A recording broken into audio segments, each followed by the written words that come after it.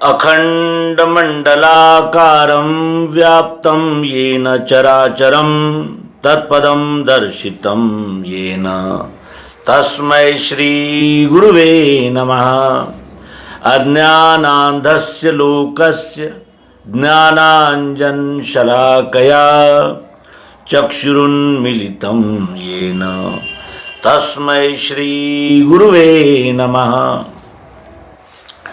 अध्यात्म विश्व विज्ञान यूट्यूब चैनल पर उपस्थित सभी अध्यात्म प्रेमी, मुमुक्षु, जिज्ञासु, हमारे आचार्य, गुरुजन, हमारे टीम के सभी सदस्य और इस अंक को देखने वाले प्रबुद्ध पाठक सभी का हार्दिक स्वागत समादर करते हैं।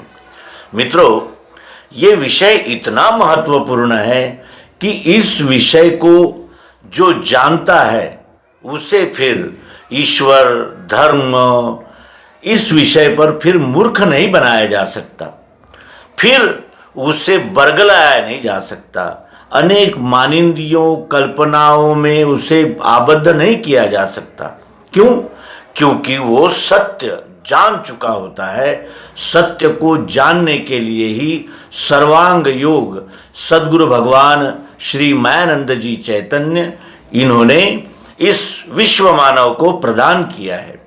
और इस सर्वांग योग को जानने पर अर्जुन जो किंग कर्तव्य मूढ़ हो गया था, वो अपने कर्तव्य पर आरूढ़ हो गया और उसने अपने कर्तव्य का निर्वहन करते हुए अपने जो मूल कार्य है विश्व सेवा, उसे युद्ध करके भी पूर्ण किया। अर्थात इस सर्वांग योग को जानने पर मनुष्य स्व कर्तव्य में उपस्थित हो जाता है और स्व कर्तव्य ही भक्ति है, ये सिद्ध करने वाला ये सर्वांग योग इस मालिका के माध्यम से आप तक पहुंचाते हुए हमें अत्यंत प्रसन्नता हो रही है। सर्वांग योग का पहला अध्याय मोक्षेच्छा दर्शन योग है। जिसे मोक्ष की इच्छा हुई उसे ही ईश्वर धर्म के विषय में जिज्ञासा होती है, उसे ईश्वर और धर्म के विषय में जानने क्या यानी प्रेरणा होती है। और जब तक मोक्ष की इच्छा न होगी, जब तक हम किसी बंधन में हैं, ये हम नहीं जानते, तब तक स्वतंत्र होने की इच्छा भी नहीं हो सकती। तो हमें बांधा किसने है? अगर हम ध्यान से देखें तो हमारे स्पष्ट यानी दृष्टिगोचर होता है कि हमें अज्ञान ने बांधा है, हमें कल्पनाओं ने, हमें मतों, पंथों, ग्रंथों ने बांध रखा है। अन्यथा ये जीव उस अविनाशी शिव का अंश कैसे दिग्भ्रमित होता? और इसके लिए जो कुछ भी हम करते हैं वो हमारे व्यष्टि अहंकार को समाधान देने वाला ही निश्चित होता है। और व्यष्टि अहंकार को यानी पालन पोषण करते हुए ही हमारा संपूर्ण जीवन चला जाता है, लेकिन हम सत्य के दर्शन नहीं कर पाते। और ये सत्य के दर्शन इस सर्वांग योग के द्वारा इतने सुलभ हो गए हैं कि इसे आत्मसात करते ही हमारे सभी मत, पंथ, संप्रदायों ने दिए हुए अनेक प्रकार के यानी कल्पना जाल, शब्द जाल, मानिंदिया सब समाप्त हो जाती है और फिर हमें सब में एक ही परमात्मा के यथावत, यथार्थ, प्रत्यक्ष, साक्षात दर्शन होते हैं। आइए सर्वांग योग की इस मालिका का आरंभ इस प्रथम अध्याय मोक्षेच्छा दर्शन योग से करें। श्री गुरु के पदों को है मेरा दंडोत प्रेम से, यही प्रेम रहे स्थाई, कृपा दृष्टि वही मिले। आचार करके ऐसा सनातन मुमुक्षु ने किया प्रश्न, गुरु बोले सिद्धांत सब वो सुनो। मैंने श्रुति स्मृति शास्त्र पुराण आदि है पढ़े, यथा विधान कर्मों को उनके करके लखा। तो भी चंचलता मेरे मन की मिटती नहीं, समाधान नहीं स्थाई वो कैसे मुझको मिले। कहे तत्श्रुति वो क्या है त्वम रहता कहाँ। असी कहा जिसे वो क्या ध्यान में बैठता नहीं। देखना उसको कैसे जो देखे वह कौन है, जानना चाहता हूं ये यथार्थ मुझको कहें। श्री गुरु के पदों को है मेरा दंडोत प्रेम से। श्री गुरु के पद क्षर और अक्षर होते हैं, इसका हम आगे खुलासा करेंगे। यहाँ हम सामान्य भाषा में सद्गुरु के चरणार विंदों को प्रणाम यह अर्थ स्वीकार करते हैं। श्री गुरु के पदों को है मेरा दंडोत प्रेम से दंडोत किया जा रहा है। मुमुक्षु सद्गुरु के चरणों पर वंदन कर रहा है, प्रेम से दंडोत कर रहा है। दंडोत का अर्थ होता है अपने व्यष्टि का संपूर्ण समर्पण। और ये प्रेम क्या है जो मुमुक्षु चाहता है कि यही प्रेम रहे स्थायी, कृपा दृष्टि वही मिले। तो प्रेम तो हम सभी से करते हैं, विषयों से हमारा बहुत प्रेम होता है। हमारे आप्तजन, रिश्तेदार, बाल बच्चे, इनसे हम बहुत प्रेम करते हैं, लेकिन वो प्रेम नहीं होता, वो ममता होती है, वो आसक्ति होती है। लेकिन यहाँ निरपेक्ष प्रेम सद्गुरु के चरणों में अर्पण करते हुए वो मुमुक्षु कहता है कि यही प्रेम रहे स्थायी। विषयों में, रिश्तेदारों में, मेरे अपनों में मुझे प्रेम रहता है, लेकिन वो स्थायी नहीं रहता, वो किसी स्वार्थवश, किसी अड़चन के लिए रहता है।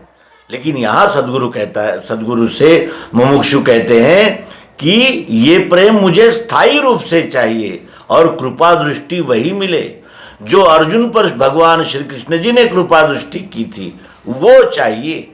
वशिष्ठ जी ने श्री राम पर की थी, वो चाहिए। सांदीपनि ने श्री कृष्ण जी पर की थी, वो चाहिए।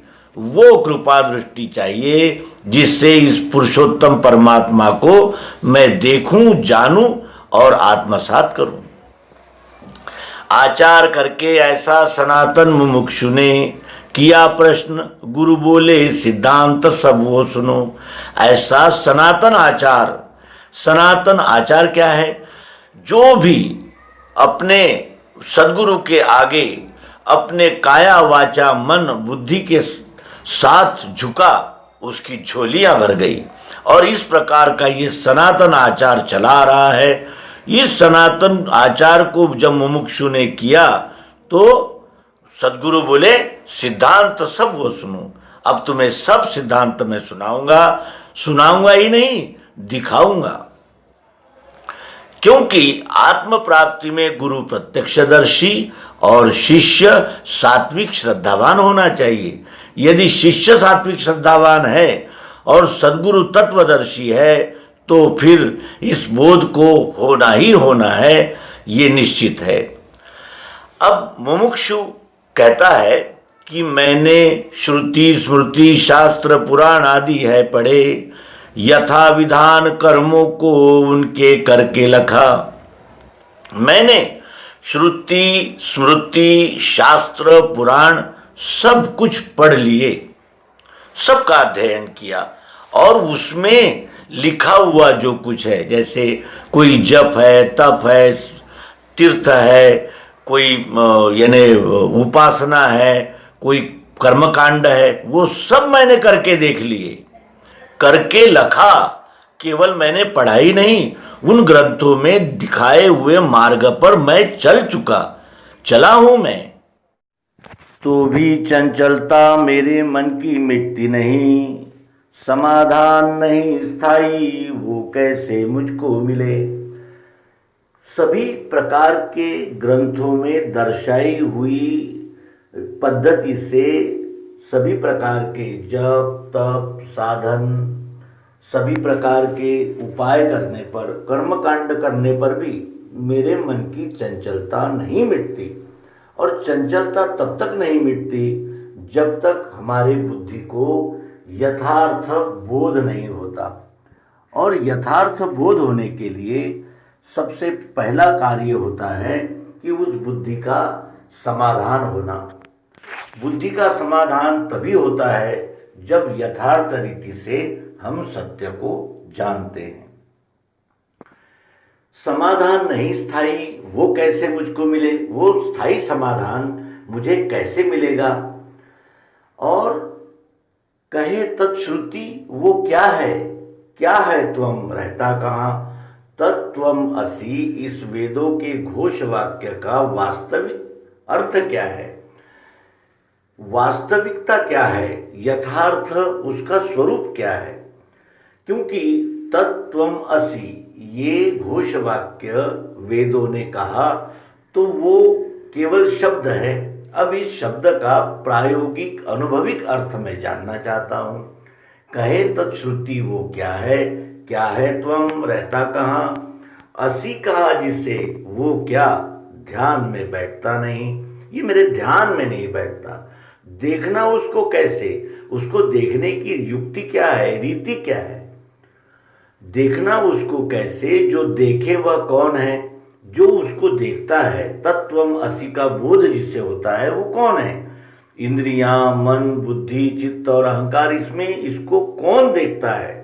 देखना उसको कैसे, जो देखे वह कौन है।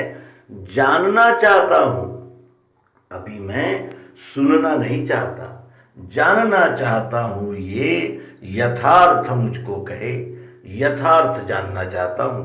अब मैं सुनना पढ़ना नहीं चाहता, यथार्थ प्रायोगिक पद्धति से उस सत्य का अनुभव लेना चाहता हूं।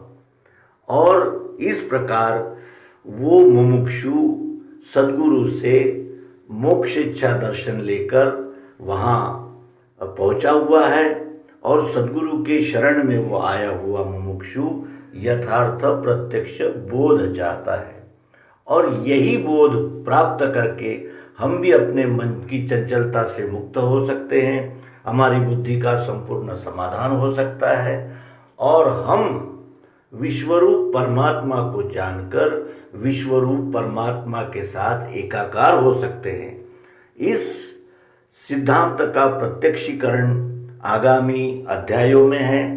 आइए हम सब उसे हृदयस्थ करें, आत्मसात करें और हम भी विश्वरूप परमात्मा को जानकर विश्वरूप ही हो। इस सदिच्छा से इस अंक का समापन करते हैं और आशा करते हैं कि हमारे पाठक क्रमशः इस सिद्धांत को ग्रहण करेंगे। धन्यवाद। नर्मदे।